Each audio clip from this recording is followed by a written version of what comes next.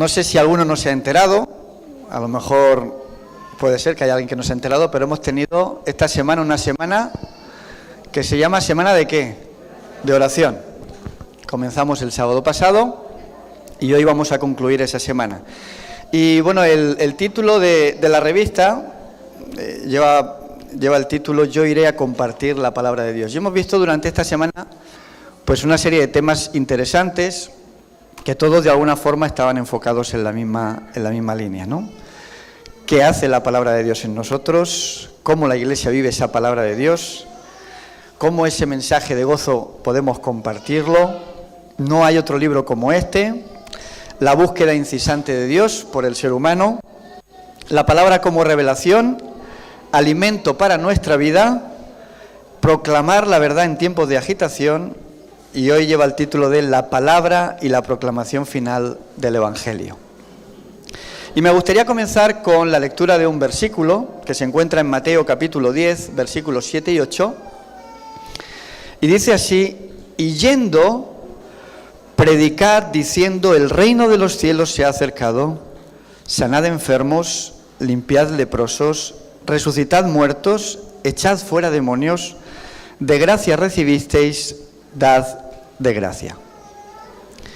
Bueno, yo creo que como adventistas todos estamos familiarizados de alguna forma con el Evangelio. Y también sabemos de la importancia de la predicación de este Evangelio a toda nación, tribu, lengua, ¿verdad? A todo el mundo. Y bueno, pues de alguna manera tenemos que entender que el Evangelio es el único antídoto para el pecado de este mundo. ¿Sí o no? No hay nada que pueda curar el pecado sino el Evangelio de salvación. No hay nada que pueda redimirnos del pecado sino el mensaje, ¿verdad?, de la cruz. Y el Evangelio es importante que nosotros podamos darlo a conocer a la humanidad, porque el Evangelio tiene un poder curativo. ¿Cuántos de nosotros hemos experimentado ese poder? Yo creo que la gran mayoría de los que estamos aquí. Hemos sido testigos de cómo el Evangelio nos ha cambiado, nos ha transformado y ha mejorado nuestra vida como personas del reino de Dios. Por otro lado, también nos encontramos de que el mundo en el que vivimos es cada vez más complejo. La religión, podemos decir que para muchos ha quedado obsoleta. Las personas están confusas e incluso vemos que las instituciones están en crisis. Y a todo esto tenemos que sumarle el contexto donde vivimos, que cambia de una forma rapidísima, ¿verdad? Lo que antes tardaba años o siglos en cambiar, hoy nuestra sociedad cambia a veces cuestión de meses. Y esto, pues, de alguna forma, pues, nos indica que la situación nuestra es compleja. Pero quiero que podamos recordar, o por lo menos pensar, el motivo por el cual la Iglesia ha sido instaurada en este mundo. ¿Cuál es el propósito de Dios para su Iglesia? ¿Cuál es nuestro cometido como Iglesia? Bueno, hay una respuesta bíblica que nos va, de alguna forma, a dar esa respuesta. Primera de Pedro, capítulo 2, versículo 9, es un texto muy conocido, donde dice el apóstol Pedro: mas vosotros sois linaje escogido. ¿Recordamos el versículo? Real, sacerdocio, nación, pueblo adquirido por Dios, para que anunciéis, ¿qué cosa? Las virtudes de aquel que os llamó de las tinieblas a su luz admirable. ¿Sabemos la teoría, mis queridos hermanos? ¿Sabemos la teoría, sí o no? La sabemos. Pero ¿y la práctica? Eso ya es otro cantar. Pero la misión de la Iglesia está bien estipulada en la Iglesia, en la palabra de Dios. Está bien reseñada. Tenemos una misión y de alguna forma nosotros hemos sido escogidos por Dios para que podamos cumplir la misión encomendada. Esta es la esencia de nuestro propósito como Iglesia, es nuestro cometido. Es una comisión que el Señor le ha dado a la Iglesia remanente. ¿Quién es la iglesia remanente? Nosotros creemos que somos la iglesia remanente.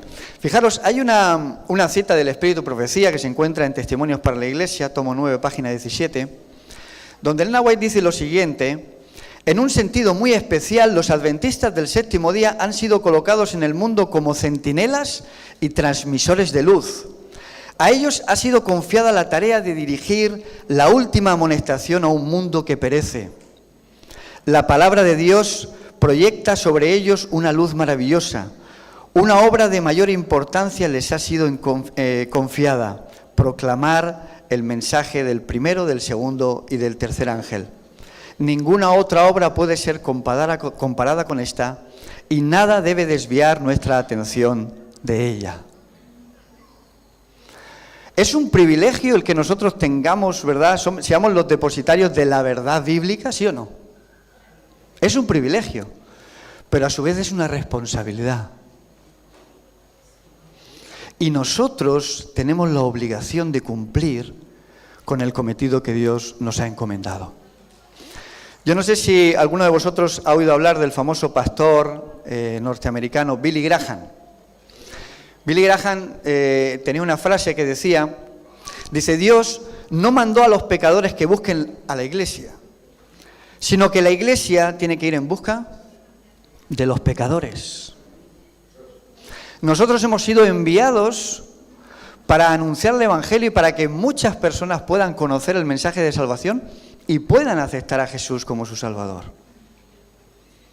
Es un cometido nuestro. Dios nos ha enviado a nosotros. La misión es clara. No fuimos organizados para entretenernos en este lugar. No fuimos organizados para crear una iglesia preciosa, un templo precioso. El propósito de la iglesia es salir a predicar el Evangelio de la salvación. Y si nosotros no cumplimos con ese propósito, ¿para qué servimos? Si un micrófono no cumple con la misión de amplificar la voz, ¿para qué sirve el micrófono? No sirve para nada. Será un objeto, como este, que habla si no se oye. El micrófono tiene su función, la iglesia tiene su función. Y consiste en predicar el Evangelio. Bueno, ¿cuáles son algunas de las consecuencias que muchas veces nos podemos encontrar a la hora de predicar el Evangelio? Porque evidentemente es una tarea bonita, pero no siempre es una tarea agradable. ¿Recordamos la misión que Dios le encomendó a Noé? ¿Cuánto tiempo estuvo predicando Noé a aquella generación? 120 años, dice el texto bíblico, ¿verdad? Durante 120 años rogó Noé por los antediluvianos y les pedía que se preparasen para ese diluvio, para ese desastre que iba a venir a la tierra. Y parece paradójico, ¿verdad? Pero Noé estuvo predicando a aquellas personas que se burlaban de él y lo ridiculizaban. No sé si os suena esto, ¿os es familiar? ¿Cuántas veces hemos tratado de hablar con alguien del Evangelio y lo que hemos sufrido es la burla? Hemos sufrido, ¿verdad?, muchas veces la confrontación. A veces la predicación del Evangelio entiendo que no es fácil, porque en muchas ocasiones vamos a sufrir el rechazo, la oposición. ¿Y a quién le gusta ser rechazado? A nadie. A todos nos gusta ser aceptados. Pero el Evangelio muchas veces nos va a poner en un lugar donde nos van a decir esto no va con nosotros. Donde a veces se van a reír o se van a burlar. Donde vamos a sufrir muchas veces incluso la persecución. El apóstol Pablo de alguna forma dice, porque todos los que quieren vivir piamente en Cristo Jesús padecerán persecución.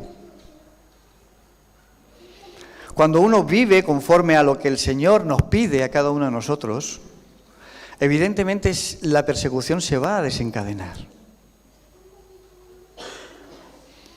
Porque hay alguien que se encarga de eso, ¿verdad? hay alguien que no le gusta que se predique el Evangelio, hay alguien que no quiere que se hable de Jesús. Y evidentemente vamos a ser perseguidos. Y creo que todos tenemos alguna experiencia que contar. Cuando nosotros queremos dar testimonio del Evangelio, cuando queremos dar testimonio de la verdad, nos ponemos en el blanco de Satanás. Vamos a ser el objeto, ¿verdad?, de su señalamiento. Él va a ir a por nosotros. Y vamos a vivir, evidentemente, momentos desagradables. Lo mismo pasó con Abraham. El Nahuatl dice que Dios lo comisionó para ir a una tierra que él no conocía, pero que tenía que ser una influencia piadosa para aquellos cananeos, aquellos que no conocían el mensaje, aquellos que no conocían al Dios verdadero, ¿verdad? El propósito era que aquella gente pudiese arrepentirse de sus pecados antes de que fuese demasiado tarde. Porque hay un tiempo de gracia, todos lo sabemos. Y cuando ese tiempo de gracia se acaba, ya se acabó todo. Abraham también fue comisionado para dar ese mensaje del Dios verdadero. Pero ¿sabéis? A los hombres nos gustan que nos digan las cosas agradables, ¿sí o no? Las cosas bonitas. Oye, qué guapo estás, qué guapa eres. Oye, qué casa más bonita tienes. Oye, qué bien. Nos gustan, ¿verdad?, las cosas bonitas, las cosas agradables. Pero a que no nos gustan que señalen el pecado en nosotros. Eso no es agradable. Y cuando se tiene que señalar una conducta que es impropia, pues evidentemente no se acepta de la misma manera. Y a veces no es fácil de encajar. Y esto lo sufrieron muchas personas. Y nosotros incluso lo hemos llegado a sufrir.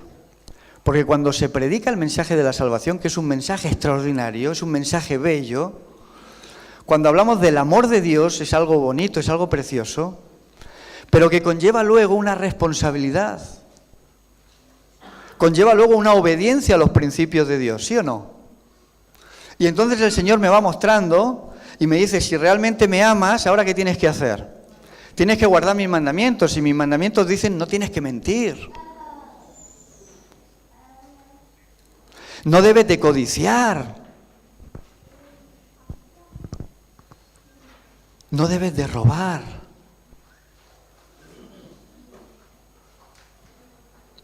Acuérdate del sábado. Y a veces hay personas que no están dispuestas, ¿verdad?, a recibir ese mensaje. La pregunta que yo quiero haceros en esta mañana, mis queridos hermanos, es ¿qué nos pasa a veces a nosotros que tenemos un mensaje tan extraordinario que no lo compartimos como deberíamos hacer? ¿Acaso podemos decir que estamos un poquito enfermos? ¿Acaso podríamos decir que nos falta ese celo y ese entusiasmo que teníamos al principio cuando conocimos el Evangelio? No quiero que el sermón de esta mañana sea una crítica. Quisiera que lo veamos como una reflexión, como una oportunidad para que podamos pensar y reflexionar cómo hacer las cosas mejor.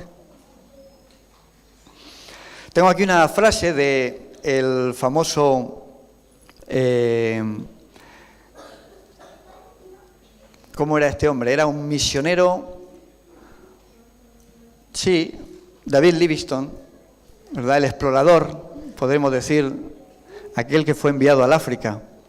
Él llega a decir lo siguiente, dice, el mejor remedio para una iglesia enferma es colocarla en una dieta misionera. ¿Cómo es la dieta misionera? Luego hablaremos con los dietistas o con los que saben de dietas, pero evidentemente cuando vemos que nuestra iglesia adolece o hay ciertas problemáticas, quizás necesita enfocarse mucho más en la misión. La misión es beneficiosa no solo para el que recibe el mensaje, sino para el que lo da, para el que lo lleva. es sanidad, podemos decir, para el alma. Bueno, ¿cómo podemos nosotros, en este contexto en el que vivimos, creemos que estamos en los últimos días de la historia de este mundo, creemos que estamos en el tiempo del fin, ¿cómo podemos nosotros tener éxito en nuestra misión de predicar el Evangelio? Bueno, yo tengo una cita del Espíritu Profecía, no sé si estaréis de acuerdo con ella, pero la voy a leer, está en Ministerio de Curación, página 102, donde Ellen White dice: solo el método de Cristo dará éxito para llegar a la gente. El Salvador trataba con los hombres como quien deseaba hacerles bien. Les mostraba simpatía, atendía sus necesidades, se ganaba su confianza y después, ¿qué les decía? Seguidme. Yo no sé, cuando nosotros nos mostramos a la sociedad, cuando nosotros nos mostramos fuera, ¿qué es lo que ve la gente en nosotros? ¿Ve en nosotros personas que queremos hacerles bien? ¿Ven en nosotros la simpatía?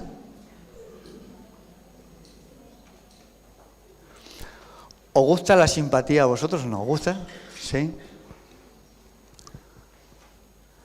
A veces hay rostros que no expresan simpatía, ¿verdad?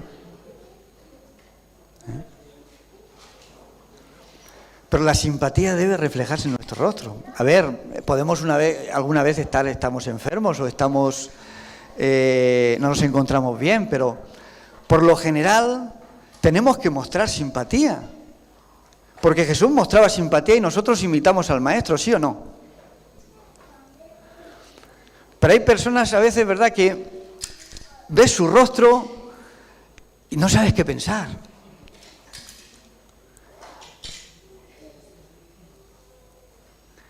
Para los que amamos a Jesús, tenemos que tratar de ser, en la medida de nuestras posibilidades, como Jesús. Jesús mostraba simpatía. Y luego dice que también atendía sus necesidades. A veces en este aspecto nosotros nos escaqueamos, muchas veces, ¿verdad? Viene alguien que necesita algo, nos dice, ay, tal, no sé qué. Bueno, no te preocupes, ya verás cómo todo sale bien. Venga, hasta luego. Qué importante es que podamos atender las necesidades. Hablo de necesidades, no de caraduras, entendedme. Porque a veces hay también, ¿verdad?, que tienen la cara un poquito dura. Necesidades son aquellas cosas que realmente se necesitan.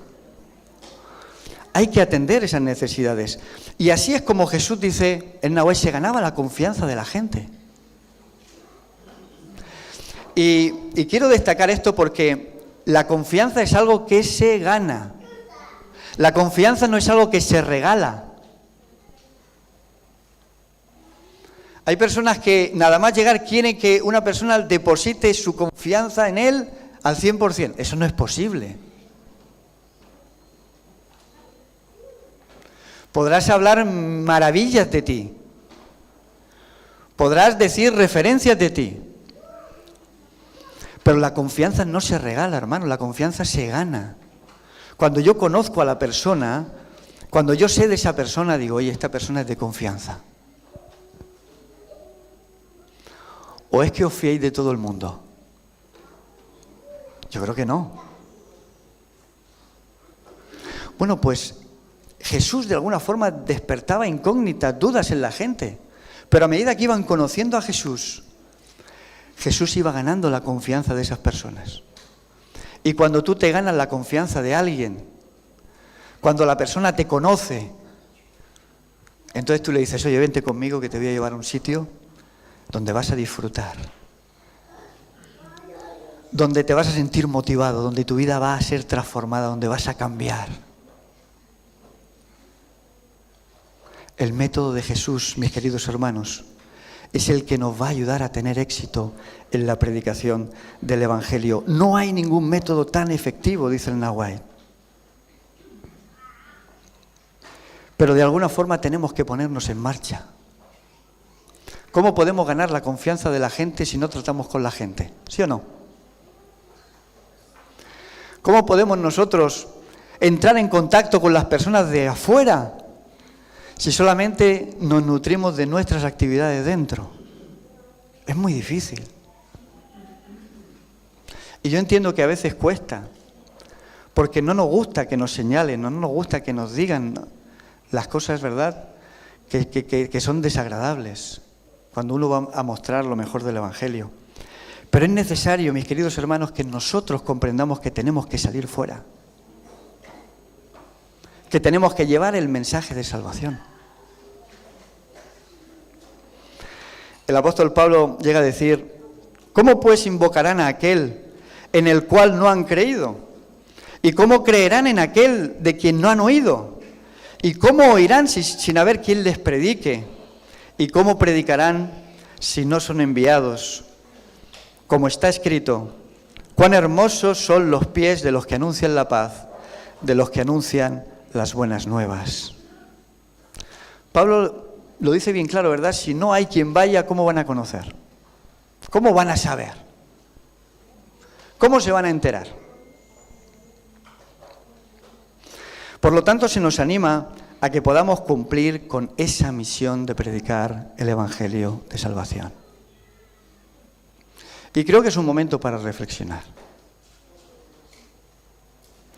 Y creo que es un momento también para decir que de alguna forma la Iglesia se está moviendo. También tenemos que decirlo. Hoy en día tenemos ya un grupito de entre 10 y 12 personas que están dando estudios bíblicos. Están dando, no recibiendo, son instructores bíblicos. Y tenemos ya unos 20 contactos que están recibiendo estudios bíblicos. ¿Amén? Pero ¿y si ese grupito de 10, de 12 personas pudiese ser de 20, dentro de unos meses de 30, de 40? ¿No sería más fácil así alcanzar la misión? Como he dicho antes en la ofrenda, grano no hace granero, pero ayuda al compañero. Porque la misión no es de una institución. La misión es de la Iglesia, que somos todos. Y todos de alguna forma debemos participar en esa misión de proclamar el Evangelio. Por eso, mis queridos hermanos, creo que es importante que en esta mañana podamos reflexionar sobre este asunto tan importante y tan vital, porque es la esencia de la Iglesia, es el propósito por el cual la Iglesia fue creada.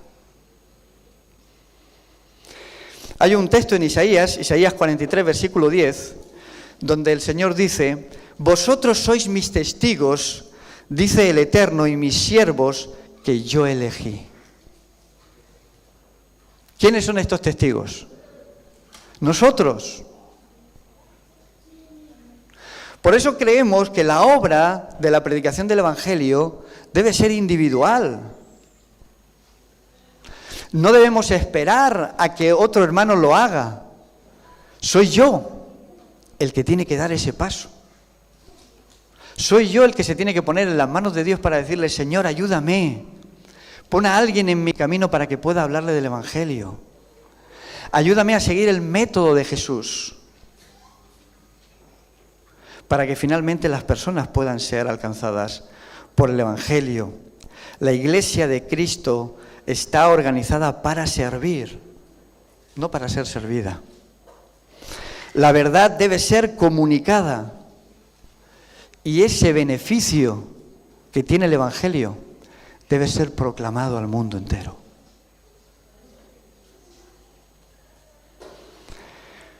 ¿Cuántas ganas tenemos de que Cristo venga? ¿Tenemos ganas o no? Sabemos que hay una condición para que Cristo venga. Y este Evangelio del Reino será predicado a todo el mundo. Nosotros, sabéis, tenemos un privilegio que no tienen todas las iglesias. Nosotros tenemos un canal de YouTube, emitimos en directo, tenemos programación en directo, y hay muchas personas que a través de esos programas pueden conocer el Evangelio. Nos metemos en sus casas a través de nuestro canal de YouTube y de las redes sociales, ¿verdad que tenemos? Pero hay muchas personas que no ven nuestro canal. Y hay muchas iglesias que tampoco tienen ese privilegio. Nosotros tenemos ese privilegio, gloria a Dios y gracias a Dios por ello. Pero tenemos una labor que hacer. El beneficio del Evangelio tiene que compartirse, porque si la sal pierde su sabor, no sirve para nada más. ¿Y quién es la sal del mundo? Nosotros no, tú. Porque el nosotros es un poco ambiguo. Yo soy la sal de la tierra. Yo tengo que ser luz en el mundo. Por eso es importante que podamos tener esta reflexión en esta mañana. Necesitamos replantearnos como congregación, como iglesia, si estamos cumpliendo con la misión que el Señor nos ha encomendado. Creo que es un momento en el cual nosotros podemos pensar si realmente estamos haciendo lo que el Señor nos ha dicho, lo que el Señor nos ha pedido. Predicar, llevar el Evangelio del Reino a toda nación, tribu y lengua. Y creo, mis queridos hermanos, que tenemos que aprovechar las oportunidades que muchas veces se nos presentan. Y traigo un par de experiencias bíblicas. ¿Recordamos lo que pasó con el rey Ezequías? ¿El rey Ezequías qué le pasó? ¿Enfermó? ¿Sí? ¿Recordamos? Y el profeta le dijo, ordena tu casa porque ya te despides de este mundo. Y entonces dice el texto bíblico que oró, se puso contra la pared, oró al Señor. El Señor escucha la oración de Ezequías y entonces vuelve otra vez el profeta y le dice, mira, ¿se te van a dar cuántos años de gracia? 15 años. 15 años son muchos años para predicar el Evangelio, ¿sí o no? 15 años, bastante tiempo. Bueno, aprovechó Ezequías la oportunidad que el Señor le dio para predicar el Evangelio. Dice el texto bíblico que los que fueron a ver el milagro de aquella sombra que retrocedió, ¿recordáis? Él tuvo la oportunidad de hablar quién había hecho ese gran milagro, pero perdió el tiempo en otras cosas, ¿verdad? Pero también tenemos la experiencia del rey Salomón. ¿Y qué pasó cuando fue la reina de Saba y otros reyes que fueron allí? ¿Qué decía Salomón? ¿Qué decía? Que todo lo que había conseguido, todo lo que había hecho, ¿era obra de quién? Era obra de Dios. Y la reina de Saba, ¿verdad?, reconoce al Dios de Salomón. Y dice, bendito sea el Dios de Salomón por todo lo que ha hecho contigo. Mis queridos hermanos, a veces nosotros tenemos oportunidades que tenemos que aprovechar. A veces el Señor pone a personas en nuestro camino y muchas veces parece que retenemos la palabra.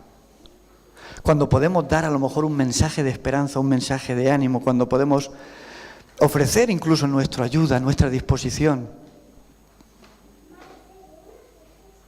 A veces las catástrofes también son oportunidades donde se puede manifestar, ¿verdad?, la bondad que el Señor pueda poner en nosotros, el poder servir, el poder ayudar.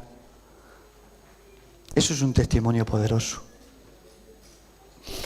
Así que, mis queridos hermanos, creo que tenemos que aprovechar los momentos. Jesús lo hizo con el joven rico, lo hizo también con Nicodemo, lo hizo también con la mujer samaritana que hemos estudiado, ¿verdad?, semanas antes en la escuela sabática. Jesús aprovechaba esos momentos para hablar con la gente y para poder dejar una semilla de esperanza en el corazón.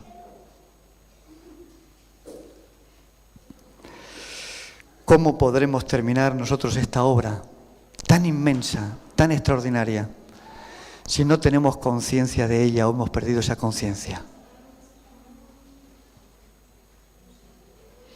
Por eso creo que esta semana de oración nos ha servido un poco para replantearnos qué significa este libro para nosotros y qué podemos hacer a través de este libro.